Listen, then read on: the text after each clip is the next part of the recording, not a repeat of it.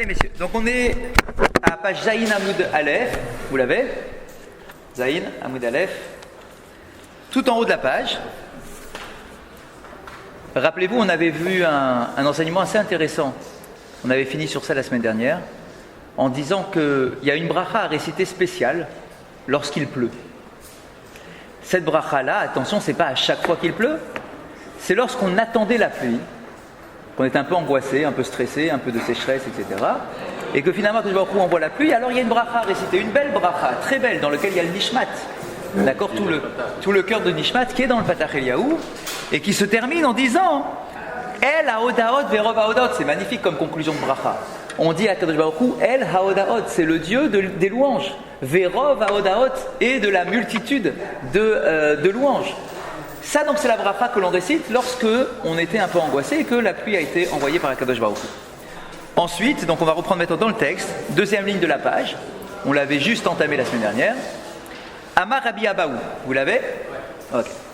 Amar Rabbi Abahu nous enseigne Gadol Yom HaGeshamim Mitriyat HaMetim. Alors, rappelez-vous de cet enseignement. On dit Gadol, le jour de la pluie, le jour des pluies, est supérieur à la résurrection des morts. Pourquoi ? Deilu Triyat HaMetim la tzadikim ve'ilu geshamim ben la tzadikim et la rishaim. Quelle est la différence ? Pourquoi est-ce qu'on dit qu'elle est plus grande que la résurrection des morts, le temps de la saison des pluies ? Parce que la pluie concerne tout le monde en profite, tout le monde en tire bénéfice. Alors que la Triyat HaMetim, c'est réservé que aux tzadikim, les rishaim, ils ne vont pas ressusciter. Et ouais, peu de gens le savent. Oui. Pas du tout. En réalité, c'est les Mechaya Ametim Tzadikim. Parce que les autres, ils ne ressuscitent pas. Pourquoi tu veux qu'ils ressuscitent ? Par quel mérite ? On déchante. Pour leur donner une autre chance. Par quel mérite ? Donc, du coup, on nous dit quoi ? Eh ben, vous avez la preuve là devant vos yeux. Olam Haba, c'est autre chose que le. Ah, c'est autre chose, attention.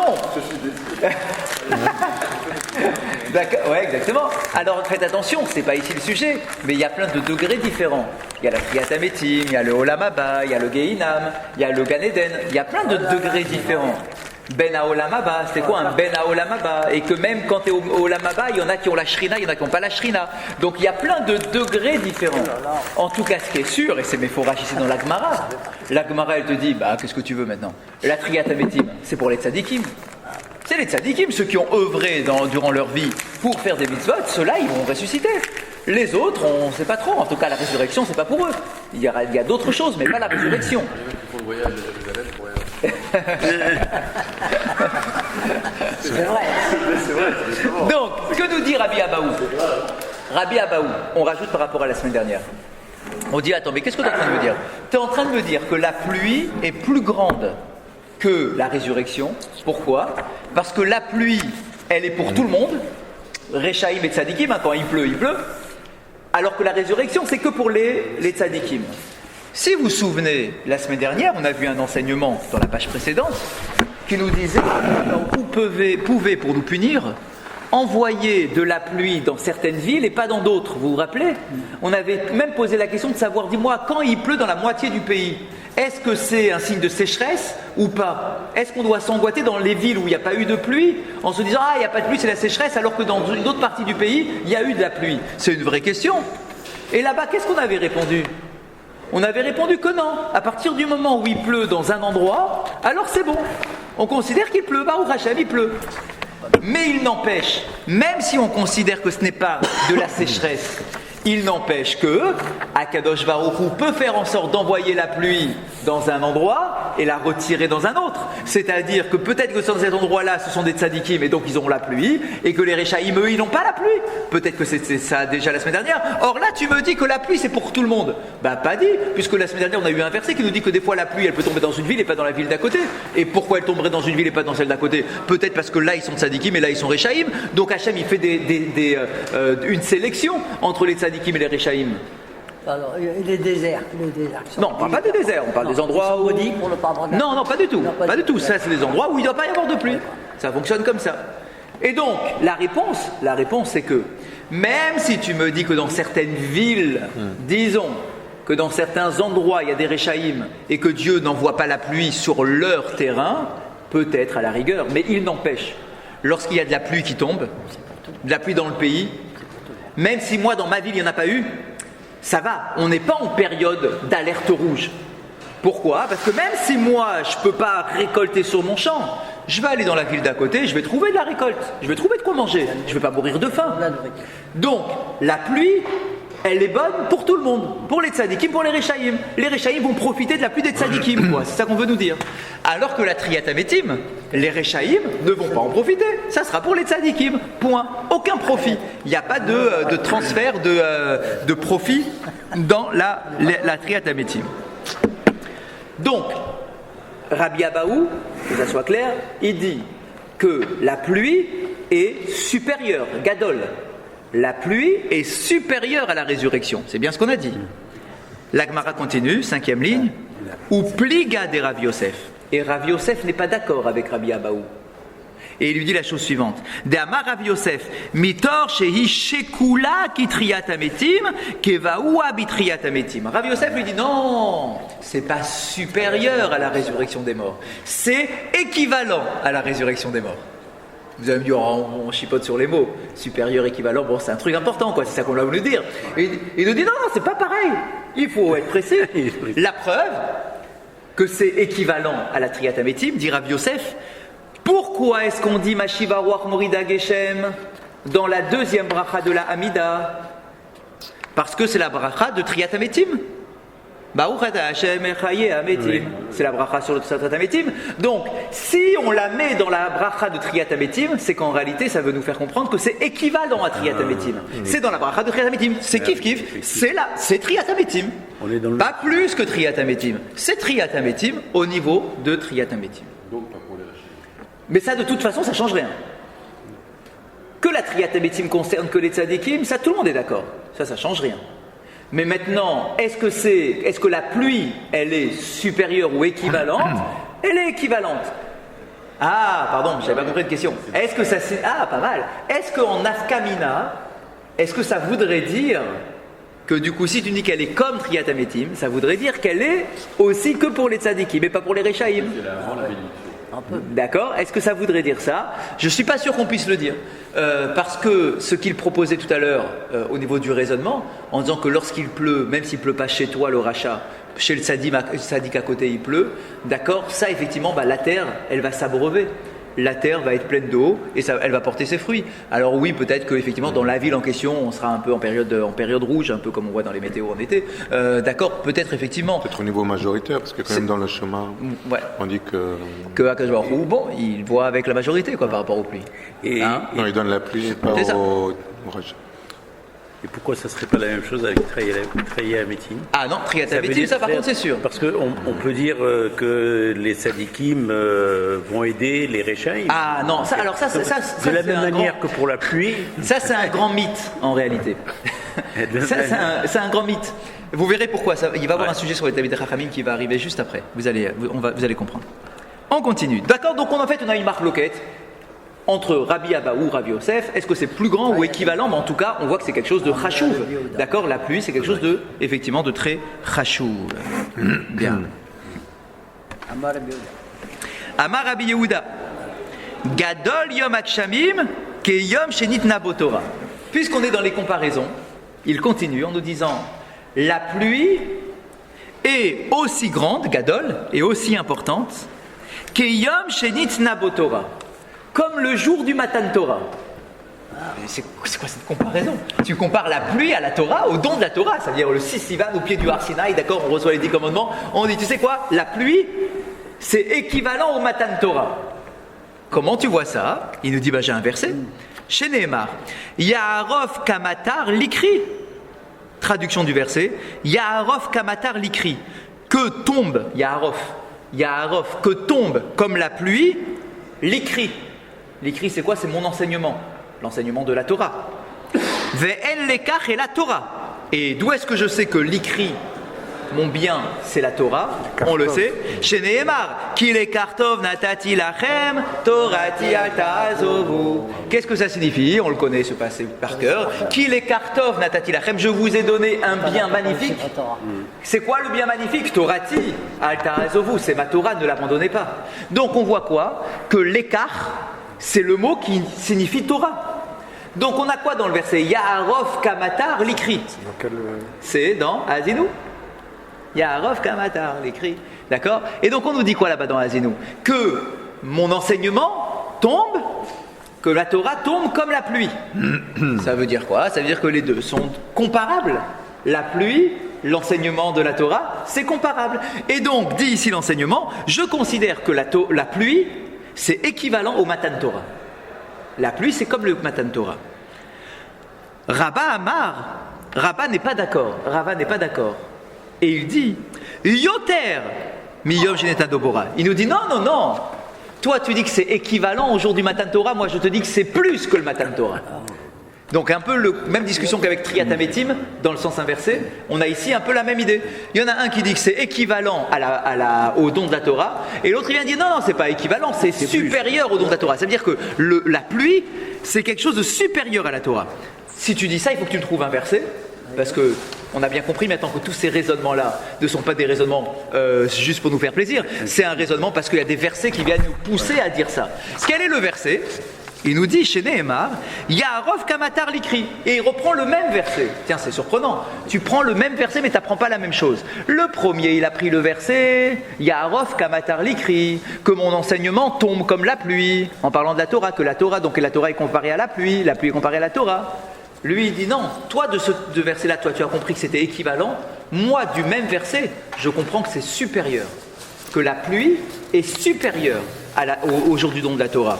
Pourquoi? Regardez cet enseignement. Minitla bemi. Dites-moi, quand on a un verset qui nous dit, je vous traduis littéralement, Yaharov kamatar l'écrit, que tombe comme la pluie mon enseignement, la Torah.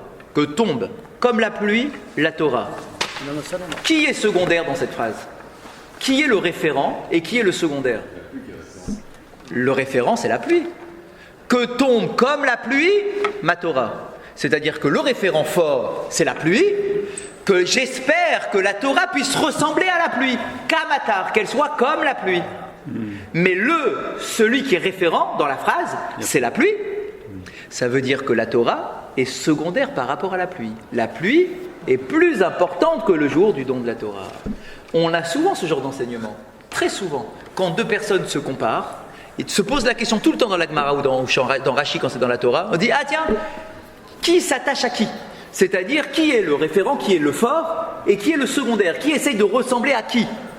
Là ici, c'est clair, Yaharov kamatar l'écrit, que ma Torah ressemble à la pluie. Ça veut dire que le référent c'est la pluie. Donc la pluie est plus puissante que la Torah. Have Omer, Katan, Nitle, Bagadol. Et c'est ça la fin de l'expression. Qui, Nitle, vous savez, Nitle en hébreu, talouille, c'est pendu. Attaché. Qui est pendu à qui? La pluie ou la Torah? Et il nous dit, Katan, Nitla, Bagadol. C'est le petit qui est suspendu au grand. C'est-à-dire que le Kamatar, comme la pluie, c'est lui le grand, et c'est le petit qui doit ressembler au grand. C'est-à-dire la Torah qui doit ressembler au grand, qui est la pluie. Donc la pluie est Gadol, Miyom Matan Torah. La pluie est supérieure au jour du Matan Torah. Chazak, c'est ça qu'on veut nous faire comprendre. C'est ça le fond de l'enseignement. Quand tu le compares à Triatametim ou quand tu le compares au jour du Matan Torah, on est en train de te dire que voilà, la pluie, c'est pas un petit geste. C'est une générosité d'Akadosh Baruch Hu qui vient se répandre sur la terre et qui vient permettre à la terre de porter ses fruits. Michel, vous aviez une autre lecture. Oui, c'est-à-dire que ici on fait une comparaison par rapport à un attribut de la pluie, mais pas forcément, en tout cas, bon, il faut pas forcément que c'est plus grand ou que c'est plus petit. C'est-à-dire que comme la pluie tombe, on veut que la Torah tombe sur. Ah, ok. C'est-à-dire que maintenant, on fait une dracha ici, bien sûr, c'est une dracha, mais la dracha, il faut la comprendre.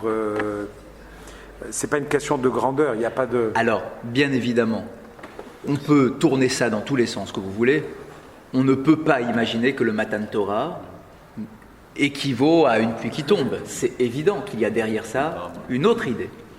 Derrière, dans les commentaires, le Maharsha, il dit la chose suivante. La Torah, c'est de l'eau. Yom HaGshamim, quand on dit les jours des pluies, alors quoi là, il pleut là depuis tout à l'heure, alors quoi ça, c'est comme Matan Torah, c'est ça qu'on doit comprendre. Tu sors de là-dessus et tu dis, ouais, c'est Matan Torah. On dit, non, calme-toi. Quand on dit ici Yom Geshamim, il faut comprendre quoi? C'est quand le Yom HaGeshamim? Parce que Yom HaGeshamim, quoi? C'est toute l'année, à chaque fois qu'il pleut, c'est Yom HaGeshamim. Il nous dit non. Yom HaGeshamim, c'est le jour de Shmini Atzeret. C'est ça Yom HaGeshamim. C'est quoi Yom HaGeshamim? C'est le jour où je dis Morid HaGeshem. D'accord? Pour la première fois de l'année. C'est Shmini Atzeret. Or, Shmini Atzeret, c'est quoi en même temps que Shmini Atzeret? C'est Simchat Torah. Donc en réalité, je suis tout simplement en train de recréer le lien entre Shmini Atzeret, qui est le jour du Matan Torah, le moment où je prie pour la pluie. Donc avec Matan Torah, avec la fête de Shavuot, ça est en train de te dire que Simchat Torah, le jour des pluies, c'est équivalent au Matan Torah. C'est-à-dire que le jour où tu finis d'étudier la Torah et que la pluie commence à tomber, puisque la pluie c'est quoi? C'est la générosité d'Akadosh Baruch Hu. C'est équivalent au jour de Shavuot. C'est ça qui est caché derrière. On peut même encore plus dire, c'est-à-dire que sans eau, on meurt de exactement, soif. Et sans Torah, tu meurs. Et sans Torah, tu meurs de... D'accord, la Torah, donc on a compris en fait, c'est parce qu'il y a un clin d'œil entre la Torah et l'eau, d'accord, et que la pluie, c'est la miséricorde d'Akadosh Baruch Hu. Et petite particularité quand même très intéressante, c'est que, pourquoi on met comme ça en relation, on a créé un lien volontairement entre la pluie et la Torah. Le Matan Torah, la Torah, elle est considérée comme étant din, Gevurot. C'est Gevurot le Matan Torah. Mais en réalité, c'est un Gevurot qui est double. Nos Chachamim nous disent que la Torah écrite, c'est Gevurot. La Torah orale, c'est Rachamim. Parce que la Torah orale te permet d'adoucir la Torah écrite. La Torah écrite, il y a écrit, tu m'as crevé un œil, je te crève le tien. C'est dur, c'est Gevurot. La Torah orale, celle qui amène du rachamim dans la lecture de la Torah écrite.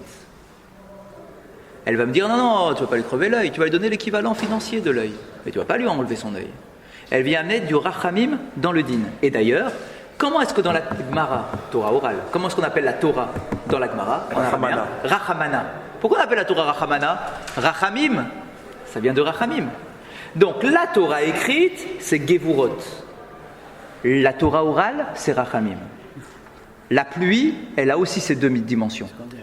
La pluie, c'est Gevurot. Gevurot, Geshamim. Rappelez-vous, au tout début, la première page, comment on appelle la pluie? La puissance de la pluie.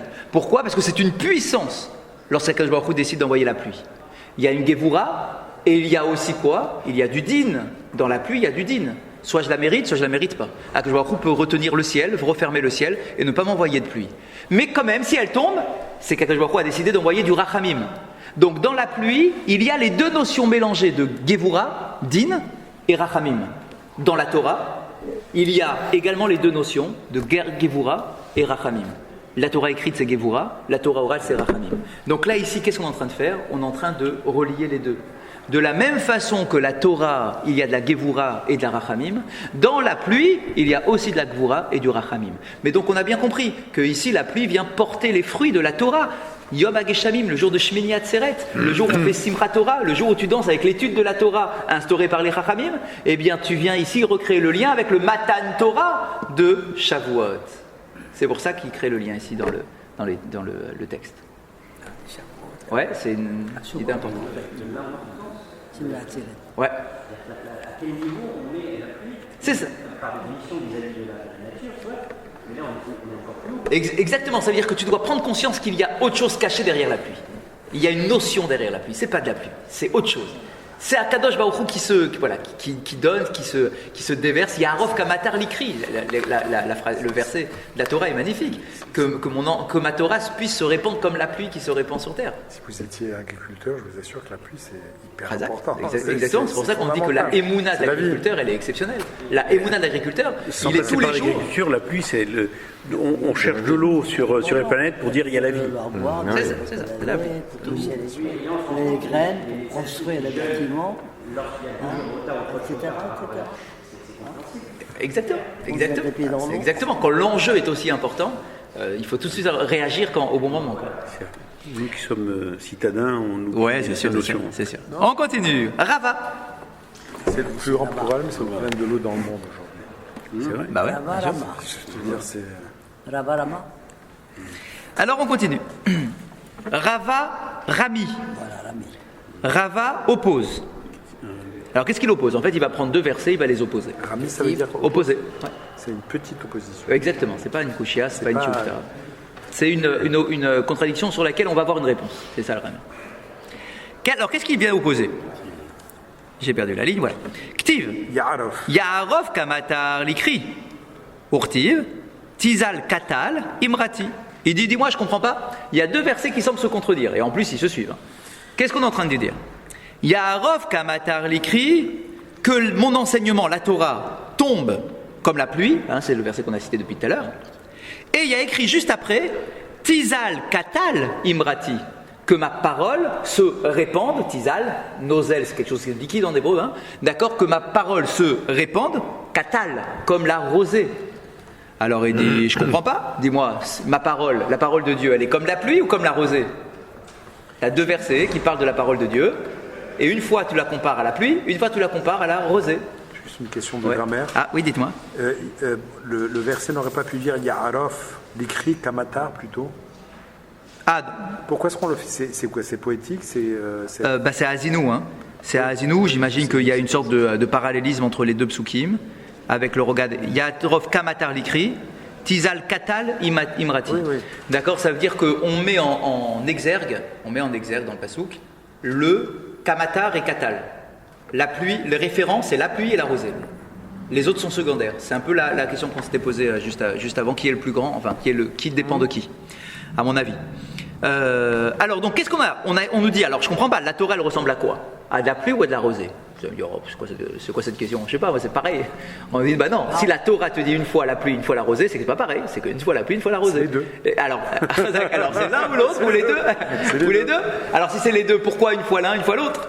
parce que c'est Réponse de deux la Gemara. choses différentes. Réponse de la Gemara. Im talmid chacham agun hu ketal.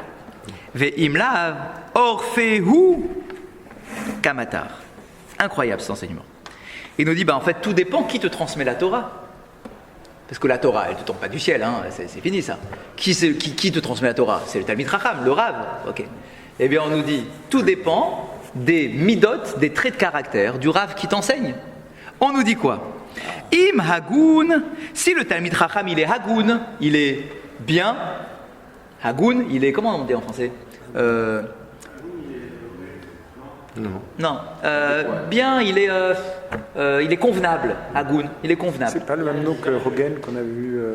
Donc on avait Hogan. Hogan, c'était les situations dans lesquelles l'homme avait fait une demande qui n'était pas normale. Ah, bah oui, bien sûr. Kaogan. Bah oui, bien sûr, Kaogan. Bah oui, c'est exactement le même mot. Ah, C'est je me rappelle, convenable. c'était- Bien sûr, on l'a vu dans la. Voilà. D'accord. Ouga Hagun, vertueux. Chazak, ça me va bien. Donc si le Talmid Chacham qui t'a enseigné vertueux, c'est-à-dire qu'il a des bonnes midotes, katal. Alors la Torah qui t'enseigne, elle est délicate comme la rosée. Elle monte naturellement en toi. Ça veut dire qu'il va faire apparaître quelque chose en toi, parce qu'il est hagoun, ça te donne envie de l'imiter, de ressembler à sa Torah, de prendre de sa Torah naturellement. Ve'im lav, par contre, s'il n'est pas bien, s'il n'est pas hagoun, s'il n'est pas vertueux, mais que c'est quand même un Talmid Chacham, c'est-à-dire qu'il a quand même des connaissances, mais les midot ne sont pas à la hauteur de ses connaissances, orfehu kamatar. Il tombe, il est dur, comme la pluie. Donc, soit il est délicat, soit il est dur. Tenez-vous bien, regardez Rashi sur place, un truc incroyable. Jamais j'ai vu un Rashi pareil. Où est-ce qu'il est? C'est quand même étonnant, parce qu'il y a des moments où on a besoin du matin, et il y a des moments de l'année où On a besoin des du deux. tal. Non? Ouais, peut-être On que n'a dans jamais vu que c'était peut-être négatif, exact. le matin. Khazak, vous avez raison, mais là vous allez voir Rashi, vous allez comprendre encore mieux le côté négatif de la chose. Attendez que je le retrouve d'ailleurs. Argeu? Poum poum poum poum. Oui, regardez Rashi. Regardez Rashi, incroyable. On est dans la colonne courte à droite. Orfeu kamatar. Et alors nous on avait traduit comme ça littéralement. D'accord. Orphée, Yaharof, c'est tombé. D'accord. Donc il tombe comme la pluie. Ok. Donc avec un peu de puissance. Regardez ce que dit Rashi. Arfehu kamatar, horgehu, tue-le. Tue-le. Le Talmid Chacham. S'il est vertueux, alors il est bon comme la rosée. S'il n'est pas vertueux, yahargehu, tue-le. Pourquoi d'où qu'est-ce qui lui prend Rachid? Un peu violent. D'accord, qu'est-ce qui se passe? Mais en fait, il la lui dit. première fois qu'on voit ce verset. Tu as plus de place au paradis. Ah, jamais vous avez vu ce verset en disant. Merci. Incroyable, hein? Et voilà, c'est un Rachid, hein? En plus, l'écrit là, quand même. Hein. Et donc il nous dit Orfehu kamatar. Orfehu kamatar. En fait, vous savez pourquoi Rachid dit ça? Enfin, pourquoi? Techniquement, je parle d'un point de vue grammatical. C'est quoi Yaharof, on le traduit dans toutes les Bibles en français par tombe. Mais en réalité, c'est quoi la vraie traduction? Bah oui, Egla Haroufa. C'est la nuque à qui on la genisse à qui on brise la nuque. Donc, si il est bien, très bien. S'il n'est pas bien, Orfehu kamata. Brise-lui la nuque. Tue-le. Alors les commentaires qui essayent de... Hein? Pourquoi? Bah c'est puissant quoi. Non, c'est le prof. Oui, le prof. Non, c'est. Ah, alors. Parce que là, le verset, c'est l'élève à qui on tord le trou. Pourquoi l'élève? Parce que. Ah non, Orfehu, toi va le tuer. Toi l'élève, tue-le. Il ne faut pas dire ça Non, aux élèves. Kamatar Orfehu. Le matar, il vient de l'enseignement du prof. Ouais. Donc s'il vient de l'enseignement du prof, celui qui est sujet, c'est le prof, c'est pas l'élève. Donc Orfehu, c'est le prof qui va lui tordre le cou. Pour moi, c'est comme ça que j'ai compris. C'est le prof qui va tordre le cou à qui? À l'élève. Ah bah non, regardez votre phrase. Im talmid veim eno agun, s'il n'est pas vertueux, horgeu kamatar, tue-le. Bah, c'est celui qui n'est pas vertueux que tu vas tuer, pas l'élève. Alors bien évidemment, nos commentateurs tous, ils arrivent, ils disent oh on se calme, on va tuer personne, etc. Mais en réalité, comment tu tues un prof? T'enlèves ses élèves. T'enlèves ses élèves. Les élèves. T'enlèves ses élèves. Et en fait, Il n'y a plus personne. au ref, on a dit nous-mêmes, c'est la nuque. Tourne-lui la nuque. Si tu vois qu'il n'est pas vertueux, toi élève, tourne-lui la nuque. Montre-lui ta nuque, va-t'en. Va voir ailleurs, va chercher un prof qui est vertueux. Parce que Rachid comprend qu'on n'est pas des barbares. Tu vois, les jeux de mots comme ça. Alors, il a fait un barbare. D'accord, donc bien évidemment. Donc en fait, on est en train de nous dire quoi ici? Que tout dépend de la qualité du Talmid Chacham en question. Il peut être Talmid Chacham, hein. L'autre aussi, il est Talmid Chacham. Si tu prends une connaissance pure et dure, alors effectivement, tu peux être Talmid Chacham, même si tes traits de caractère sont détestables. Tu n'es pas du tout vertueux. Mais celui-là, il ne peut pas avoir d'élève. Celui-là, il va mourir sur lui-même, il va mourir, il va se retrouver seul. D'accord? Donc tu n'as pas besoin de le tuer, mais il va mourir tout seul. Mais alors que s'il est vertueux, alors lui, il va avoir plein d'élèves, et donc du coup, ça va être comme la rosée qui va se répandre partout. On continue. Oui? Ben, je vous écoute.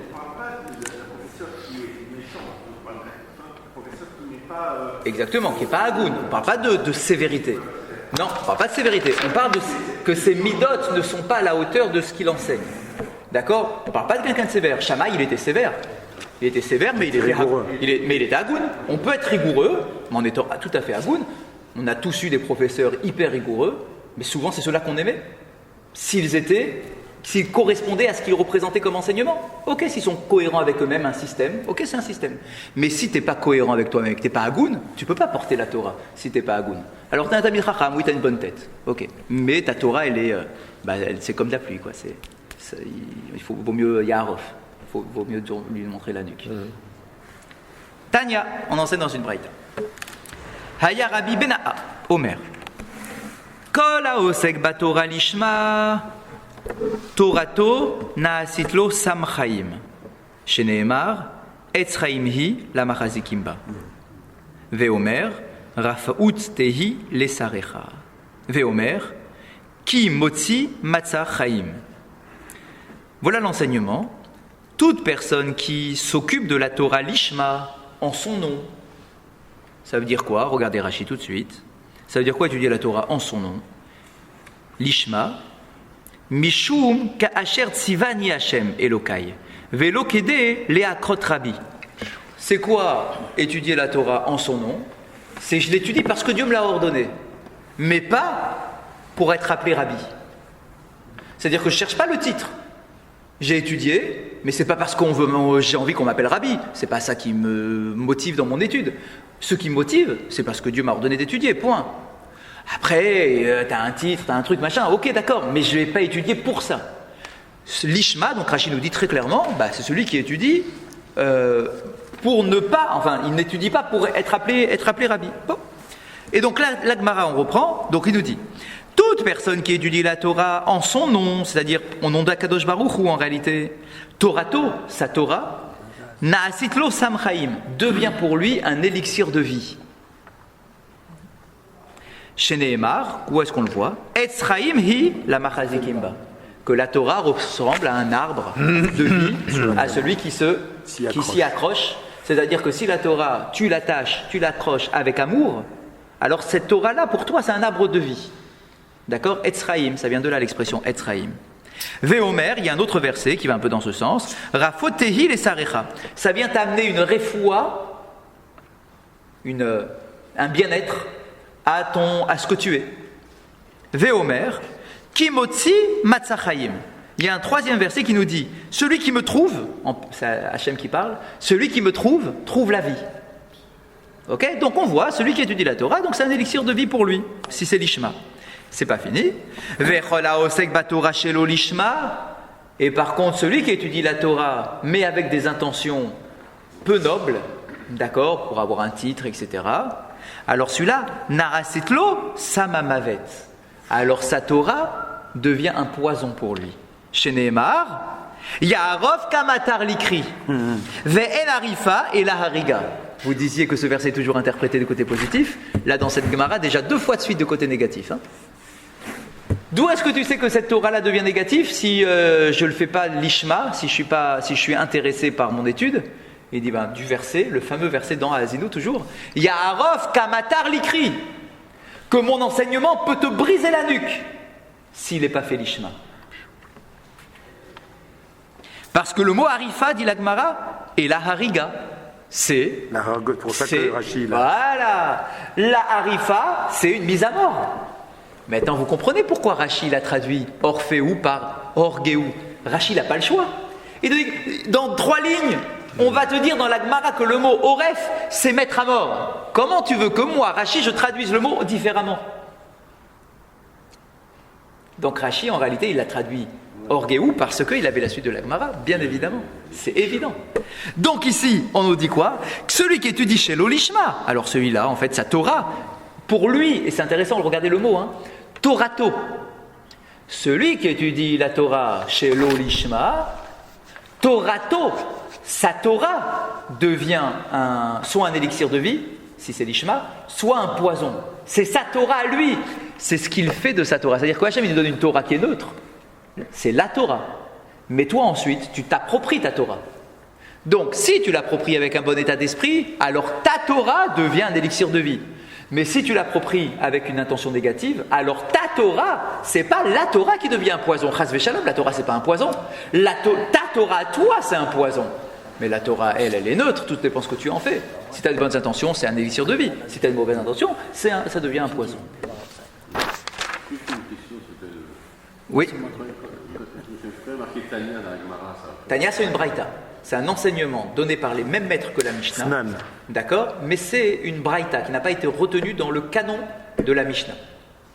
Donc c'était à l'époque de la... bien sûr, c'est à la même époque, l'époque de la Mishnah. C'est les mêmes auteurs.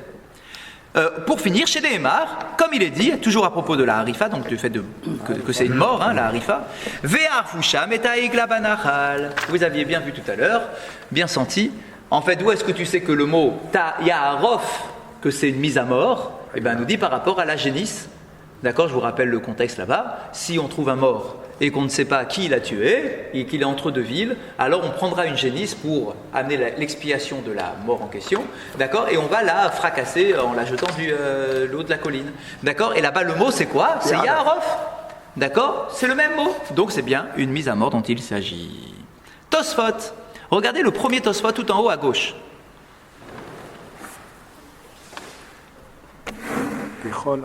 Vechol haosek batora shelo lishma, torato naasitlo sam mavet. Donc on a dit quoi? Celui qui étudie la Torah avec des intentions négatives, en tout cas pour son propre honneur, tirer un avantage. exactement, tirer un avantage, quel qu'il soit. Alors, Tosfot, pardon, en haut à gauche, tout en haut à gauche. Sa Torah devient pour lui un poison. Tosfot pose une question très, très bonne. Il dit, caché. Il lui dit, moi c'est un peu difficile ce que tu me dis. Ça veut dire, je ne comprends pas la Gemara. Va lo amrinan, pourtant dans la Gemara de Psachim, on nous dit, Leolam yasok adam batora afalgav she'ena lishma, chez mitor shelo lishma. Bah lishma, qu'est-ce que tu me racontes là ici, que ta Torah elle va se transformer en poison si tu es intéressé, etc. Mais pourtant dans Psachim, et c'est une phrase qu'on dit 50 fois dans l'année, on dit quoi? On dit, tu sais quoi, même si au début tu es intéressé dans ton étude de la Torah, c'est pas grave, viens quand même, parce que à force d'étudier, tu vas prendre goût à l'étude, et ton étude va devenir pour la gloire de Dieu. Lishma, elle va devenir lishma.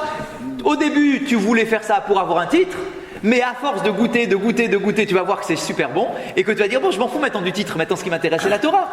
Alors, qu'est-ce que tu es en train de me dire? Si tu dis que c'est un poison, ça voudrait dire qu'il ne faut pas du tout commencer à étudier chez l'Olishma. C'est ça que ça veut dire dans la Gemara. Hein. C'est oulala, c'est un poison ta Torah, laisse tomber, ne rentre pas là-dedans.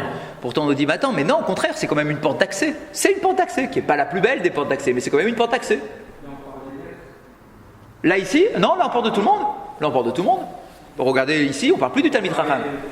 Non, mais après, c'est un autre enseignement, celui-là. Tu avais l'enseignement des Talmid Chachamim, mais ensuite tu avais un nouveau, c'est un autre auteur, carrément un autre auteur. D'accord? Donc on me dit, attends, mais pourquoi tu me dis ça? Au contraire, encourage-moi, tape-moi dans le dos. Tu vas dire, allez, c'est pas grave, viens quand même, viens en Beth Midrash. Au début, tu es venu étudier pour avoir un titre, mais c'est pas grave, ça viendra tout seul. Alors là, donc Tosfot dit, pourquoi tu m'interdis? Pourquoi tu dis que c'est un poison? Veyesh Lomar, dit très chez l'Olishma, avait. Il dit non, celui qui est un poison, c'est lorsqu'il y a deux chez l'Olishma. Il y a deux intérêts. Dema she'amrinan leolam yasok batora filu shel olishma inu kelomar kede sheyikra rabbi ou kede sheyichabduhu ou ma she'amrinan acha kol haosek batora shel olishma na'asu lo samma mavet ainu mi shel omed lekanter. Il nous dit, dis-moi. Il nous dit, il y a une différence entre l'enseignement de Psachim et l'enseignement d'ici. Explication. Dans Psachim, lorsqu'on te dit viens quand même, c'est pas grave, viens, ça viendra tout seul, viens, vas-y, un jour tu arriveras au Lishma. C'est pour quelqu'un où le seul intérêt qu'il recherchait dans son étude, c'était d'avoir un titre. On m'appelle Rabbi. Ou bien on me donne du kavod. Quand je rentre dans la synagogue, tout le monde se lève. Ça me fait plaisir. D'accord? Donc rien que pour ça, j'ai envie d'étudier. Ça, effectivement, si ça c'est ta kavana négative, viens quand même. Ça, c'est pas grave, viens quand même. Le côté positif viendra tout seul. Mais ici, dans la Gemara, quand on te dit il ne faut même pas commencer, c'est que ta kavana, c'est pas juste d'être appelé Rabbi. Comme dit Rashi. Tosfot, il est en guerre contre Rashi sur ce point-là. Rashi l'a dit pour m'appeler Rabbi. Non, Tosfot, il dit non, parce que si tu dis que c'est que pour m'appeler Rabbi, alors là, tu ne comprendrais pas Psachim. Donc il dit non, si c'est pour t'appeler Rabbi, c'est pas grave, ça c'est bon. Ça sera bon. Mais là, ici, quand on te dit que c'est un poison, c'est celui qui étudie les canter. Il étudie pour attaquer. Non, pour critiquer. Il étudie pour critiquer. Parce que les plus belles critiques de la Torah, elles viennent de qui? De celui qui connaît, celui qui a étudié. Il te dit, hey, que tu racontes n'importe quoi, dans ton texte, il y a écrit ça, et regarde, vous êtes des sauvages, il y a écrit Rashi, il faut tuer quelqu'un, etc. Quelqu'un qui n'a pas étudié, il ne pourrait pas sortir un argument pareil. Ça, c'est ça vraiment le lolishma. Chazak, c'est ça le lolishma. C'est que non seulement tu n'as pas pas étudié pour la gloire de Dieu, au contraire, chez lolishma, c'est le radicalement opposé. Tu vas étudier pour critiquer. Celui-là, sa Torah, c'est un poison. Effectivement, ah bah oui. Là, il y en a un qui n'est pas sorti de son œuf, il est le centre de son monde. C'est ça, exactement. Méchant. L'autre, c'est un méchant. Il n'a pas du tout de. D'accord. Et d'ailleurs, on sait, hein, j'avais lu comme ça des articles, un livre très intéressant sur l'Inquisition, etc. Et les plus méchants, virulents, dans, vous savez, toutes les disputations qu'il y a eu à l'époque. C'est pas fini, hein. Et c'est pas fini. Les plus virulents, c'était qui? Les prêtres. Vous savez, parce que beaucoup sont convertis, sont devenus curés. Les plus sévères, parce qu'il y avait après des débats soi-disant contre les rabbinim, etc., les disputations, les plus virulents, c'était ceux qui connaissaient, ceux qui avaient de la matière. Quand tu n'as pas de matière, tu critiques sur quoi? Avant, on va balader tout de suite. Mais quand tu as de la matière et que tu prends du texte, aïe, ça fait mal. Ça fait beaucoup plus mal. Eh bien, c'est ce qu'il nous dit ici. Le mavet, le samamavet, le poison que peut reprendre la Torah, c'est si tu veux l'étudier pour attaquer. Ça, effectivement. Mais si tu étudies juste pour avoir un titre, ok, ça va, ça passe. Les canter, c'est le même mot que le catégore. Oui, exactement, c'est de l'araméen. C'est le même. D'accord, mais il y a juste le noun qui vient ici en forme de conjugaison. Parce que, je vous explique le fonctionnement de Tosfot. Tosfot, lui, sa vision à lui, son étude, c'est de prendre du recul sur la Gemara et d'essayer d'opposer ou d'interpréter convenablement deux enseignements qui semblent se contredire. Il peut pas comprendre que quelque part dans la Gemara, dans Psachim, on te dise viens quand même étudier, même si c'est pas l'Ishma, et que là ici on te dit que c'est un poison. A priori ça se contredit. Et donc il va essayer de comprendre quelle peut être la différence entre les deux enseignements pour pas qu'ils se contredisent. C'est ça le but de ce Tosfot. Et donc la seule façon d'interpréter le Shelo Lishma, c'est de dire que c'est un Lo Lishma qui est radical. C'est-à-dire que tu étudies pour attaquer. Voilà, c'est comme ça qu'il s'en sort. Je vous rappelle que dans le Pélé Yoetz, il est écrit que qu'est-ce qu'on appelle une étude de Torah Lishma en son nom? Voilà ce qu'il répond. Si tu étudies pour te faire remarquer de ton environnement, d'accord, alors ça, c'est l'olishma, on est d'accord? C'est-à-dire que si c'est pour que les gens autour de toi te regardent en disant « Ah, lui, c'est un bon juif, hein. Ah, lui, il fait bien la Torah, il fait bien les mitzvot », ça, c'est sûr que ça ne tient pas la route. Ça, c'est le lolishma le plus bas qui puisse exister. Et d'ailleurs, la preuve que c'est un lolishma le plus bas, c'est que quand tu es tout seul, du coup, en général, tu ne fais pas. Puisque tu ne fais que par rapport au regard des autres, que les autres puissent constater que tu fais. Donc si je suis seul, je ne fais plus. Ça, c'est le niveau le plus bas. Niveau un peu supérieur, c'est dire non, je ne fais pas pour que les autres me regardent et qu'ils me disent Chazak et trucs. Je fais, mais lorsqu'ils me disent Chazak, ça me fait quand même plaisir. Donc je tire quand même un petit intérêt. Je ne cherche pas ça. Mais lorsqu'ils me le disent, ça me fait une sorte de satisfaction comme ça, un peu. Ça, c'est Shelo Lishma toujours, mais degré un peu plus fin quand même. Le degré au-dessus encore de Shelo Lishma toujours, c'est celui qui fait les mitzvot ou la Torah pour avoir une place au Gan Eden. C'est aussi un intérêt. C'est un intérêt quand même, parce que tu investis sur ton avenir. Alors ouais, c'est pas dans 70 ans, c'est dans 120 ans. Ok, mais j'investis quand même pour dans 120 ans. Ça s'appelle un intérêt. Le véritable lishma, c'est ce que dit Rashi ici, c'est celui qui ne fait que parce que Dieu lui a ordonné. Point final. Je ne fais pas de calcul et qu'est-ce que ça m'apporte, et même le Gan Eden, etc. Rien. Je le fais parce que Dieu me l'a ordonné. Ça, c'est le véritable lishma vers lequel on doit tendre dans notre étude et dans la réalisation des mitzvot. On continue.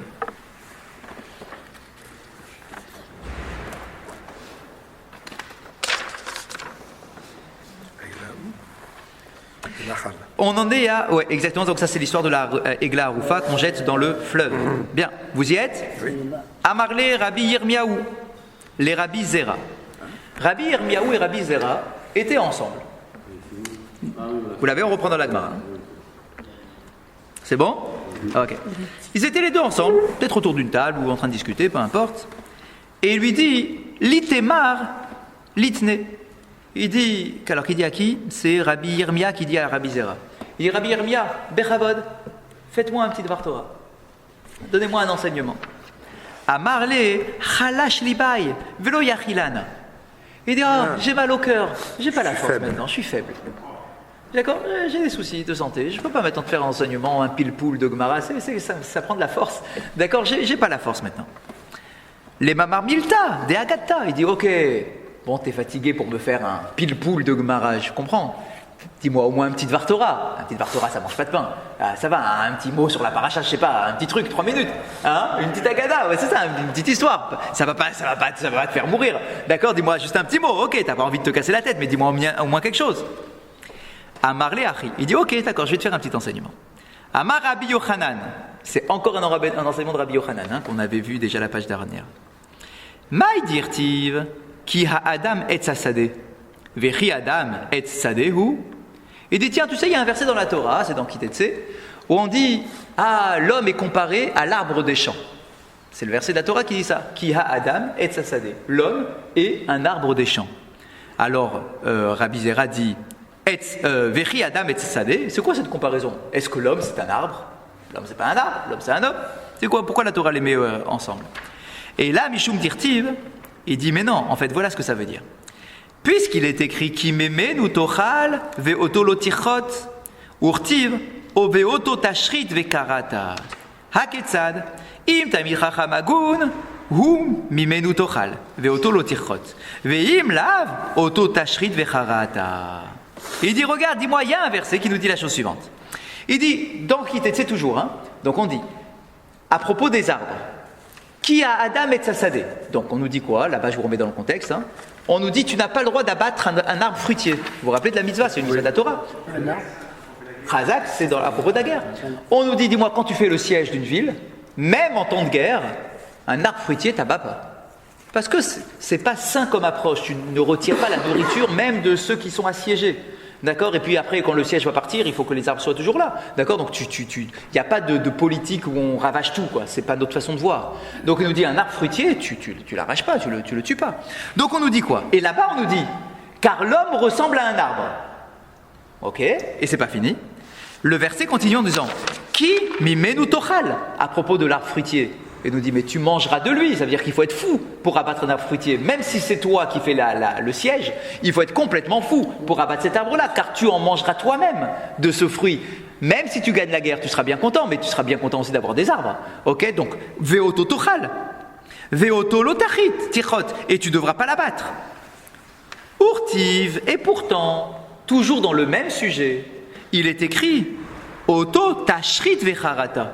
Ah ben on ne comprend plus rien. Il y a écrit, et cet arbre-là, tashrit, tu l'abattras, vekarata, et tu le couperas. Alors on ne comprend plus rien. L'arbre, on le coupe ou on ne le coupe pas? D'un côté tu me dis, il ne faut pas le couper parce que tu dois manger de lui, et de l'autre côté on dit, non, celui-là tu dois l'abattre. C'est un autre verset. On ne comprend plus rien.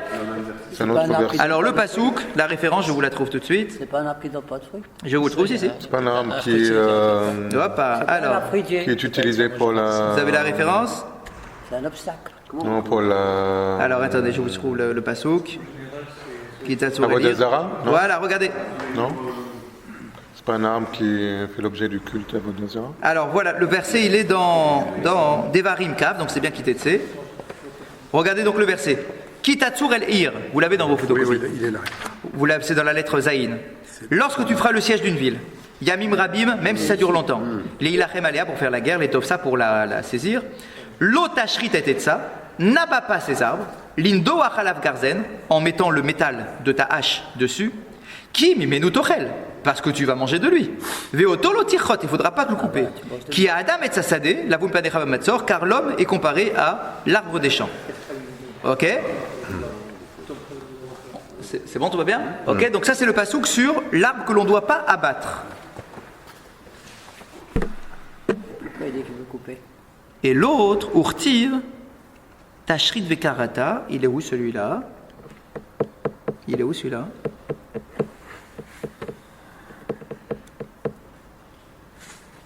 Ah, j'ai pas l'autre. Vous avez la référence de l'autre?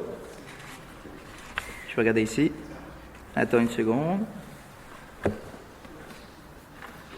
Ouais, je l'ai. Je l'ai. Non, je l'ai pas. Vous avez la référence? Quelqu'un a la référence dans sa... Ah si, c'est le verset d'après. C'est le verset d'après. Ça continue. C'est le verset d'après. C'est le verset d'après. Pasukaba, c'est dans le verset d'après. Donc c'est pas sur le. On parle pas là-bas d'un arbre sur lequel on a fait un culte idolâtre. On parle de quoi là-bas? Les gabé Hatse Serak, à propos d'un arbre stérile. Donc il ne donne pas de fruits. Razak. Donc l'arbre fruitier, celui-là, tu dois pas l'abattre parce que tu vas manger de lui. Par contre l'autre, tu peux l'abattre. Mais là-bas dans la Torah, il n'y a pas écrit qu'on parle d'un arbre fruitier ou pas d'un arbre fruitier. Là-bas, c'est pas stipulé. C'est les commentaires qui nous disent que c'est un arbre fruitier le premier et le deuxième, c'est pas un arbre fruitier. Donc la Gemara, elle, avant de voir le commentaire, elle prend les deux psukim comme ça qui se suivent. Elle dit, je comprends rien. T'as un verset, tu me dis, l'arbre, tu peux pas l'abattre. Et dans le verset d'après, tu me dis, et celui-là, tu peux l'abattre. Comment c'est possible? Je l'abats ou je l'abats pas, moi, cet arbre-là? Réponse. De quoi il s'agit? Donc c'est ça la dracha qu'il fait, malgré sa fatigue du cœur. Il nous dit, Haketsad, comment c'est possible? Réponse. Im talmid chacham agun hu Mimenu tochal. Si celui qui t'enseigne la Torah, alors lui, il est hagoun, il est vertueux. Mimenu tochal, tu peux manger de lui. C'est comme un arbre fruitier. Tu peux le manger celui-là. Veoto lotichot, et celui-là, il ne faudra pas l'abattre, surtout pas. Ve'imlav, mais par contre, s'il n'est pas vertueux, ce Talmid Chacham qui t'enseigne, auto tashrit vecharata, rebelote. Eh bien, celui-là, ce Talmid Chacham qui n'est pas hagoun, tu dois l'abattre comme un arbre. Parce que lui, il ne donne pas de fruits, donc lui, tu peux l'abattre. Pas fautier. Faut chauffer. D'accord, donc on est tout simplement en train de nous dire là un peu la même idée que tout à l'heure, que tout dépendra de la qualité intérieure du Talmid Chacham, s'il est hagoun ou pas hagoun. Et on comprend aussi l'image avec l'arbre fruitier et celui qui est stérile. Parce que le Talmid Chacham qui est hagoun, il porte des fruits, des élèves, etc. Le Talmid Chacham qui n'est pas hagoun, il est stérile. D'accord, il n'a pas de fruits, il n'a pas d'élèves. Puisque tout le monde va partir, tout le monde va aller chercher un autre rab. Amar Rav Chama, on est à la ligne large. Amar Rav Chama, Rabbi Chama, pardon. Amar Rabbi Chanina. Maï dirtiv barzel ba barzel. Yachad, lomar lecha. Ma barzel ze echad mechadet achavero. Av shene talmidei chachamim mechadedin ze et ze. C'est un verset dans Michelet. Il est là. Un verset dans Michelet. Il y a écrit quoi? Barzel, bebarzel, yachad. Métal contre métal ensemble. C'est un verset dans Michelet dans les Proverbes. D'accord? Métal contre métal ensemble. C'est quoi ce verset? De quoi on parle ici? Interprétation. L'omar lecha, ça vient t'enseigner. Ma barzel ze echad mechad et travero. Pardon? Veish yachad penereu. D'accord? Et l'homme avec son réou, son prochain, d'accord, il doit être face à face. Donc, l'homme doit se tenir face à face avec son voisin, comme un métal qui est face à un autre métal. C'est quoi la dracha? Donc la Gemara.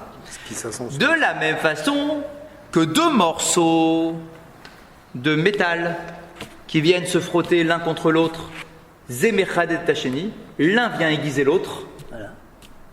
De la même façon, deux talmidei chachamim qui se confrontent, c'est ça les ish penereu, l'un avec l'autre, la chavruta, l'étude, eh bien ça vient aiguiser. Chacun vient s'aiguiser grâce à la confrontation de l'étude. Tu ne peux pas étudier seul, tu étudies avec quelqu'un. Tu vas dire, ah ouais, mais ça m'embête, l'autre, il n'est pas d'accord avec moi, les trucs, ça me fait discuter pendant 3 heures et tout. On dit, mais attends, mais c'est pas une perte de temps. Parce qu'en réalité, c'est comme deux métaux qui sont en train de s'aiguiser. L'un aiguise l'autre. Et bien, les talmidei chachamim, c'est pareil. Lorsqu'on étudie, on s'aiguise. On s'aiguise. Nos commentateurs nous font remarquer que la comparaison, c'est un métal contre un autre métal. On aurait pu dire, je sais pas, un métal avec une pierre pour aiguiser le métal.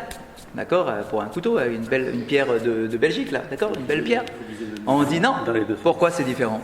Parce que quand c'est un métal et une pierre, il y en a un qui est perdant par rapport à l'autre. La pierre, elle s'abîme avec le temps. D'accord? Il va avoir le trou au fur et à mesure, elle s'use.